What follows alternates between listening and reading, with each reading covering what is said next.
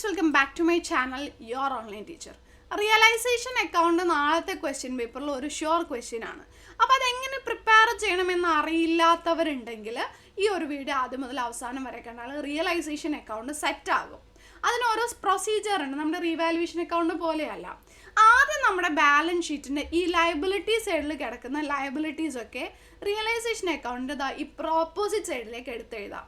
അപ്പോൾ ലയബിലിറ്റി എന്ന് പറയുമ്പോൾ പാർട്ട്നേഴ്സ് ക്യാപിറ്റൽ, ഓക്കെ, ക്യാപിറ്റലിൻ്റെ ബാലൻസും റിസർവ് ഫണ്ടും ഒന്നും എടുക്കണ്ട. ബാക്കി ക്രെഡിറ്റേഴ്സ്, ഓവർ ഡ്രാഫ്റ്റ്, ലോൺ അങ്ങനെയുള്ള കാര്യങ്ങളാണ് ഇവിടെയൊക്കെ എഴുതേണ്ടത്. പിന്നെ ഇവിടെ കിടക്കുന്ന ആസറ്റ്സ് എല്ലാം എടുത്ത് ഇങ്ങോട്ടും എഴുതാം. ഇങ്ങോട്ട് എഴുതുമ്പോൾ എന്തെഴുതണ്ട? ക്യാഷ്, ബാങ്ക്, ഫിക്റ്റീഷ്യസ് ആസറ്റ്സ് ഇതൊന്നും എഴുതണ്ട. ദെൻ പ്രൊവിഷൻ ഉണ്ടെങ്കിൽ ഇവിടെ പ്രൊവിഷൻ ഉണ്ടാകുമല്ലോ, ആ പ്രൊവിഷൻ ഈ ലയബിലിറ്റി ആയിട്ട് ഇങ്ങോട്ടാണ് എഴുതേണ്ടത് കേട്ടോ. ഓക്കെ, അത്ര എഴുതി. അതിനുശേഷം നമ്മൾ ഇവിടെ എഴുതിയിട്ടുള്ള ലയബിലിറ്റി മൊത്തം പേ ചെയ്യണം. പേ ചെയ്യാൻ വേണ്ടിയിട്ട് ടു ക്യാഷ് എന്ന് പറഞ്ഞിട്ട് ഇവിടെ എഴുതാം. ടു ക്യാഷ് എന്ന് പറഞ്ഞ് എഴുതുമ്പോൾ എല്ലാം പേ ചെയ്തതായിരിക്കില്ല. പാർട്ട്ണർ എടുത്തതാണെങ്കിൽ ടു പാർട്ട്ണർ എന്ന് വേണം എഴുതാൻ.